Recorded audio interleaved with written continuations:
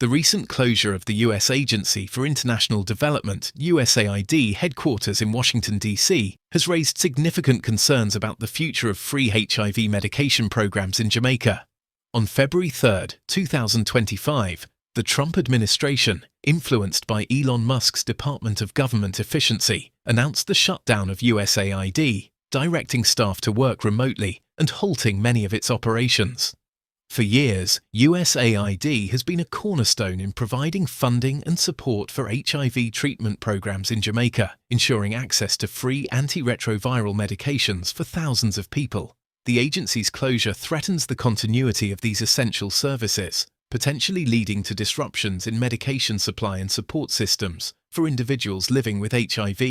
Jamaica's healthcare system, while capable in many areas, may struggle to absorb the full responsibility for HIV treatment programs without external support. The sudden cessation of USAID's assistance could place significant strain on local resources, affecting the quality and accessibility of care for those in need. With this development, Jamaican policymakers and healthcare leaders must urgently explore alternative funding sources and strengthen local healthcare infrastructure to prevent a crisis.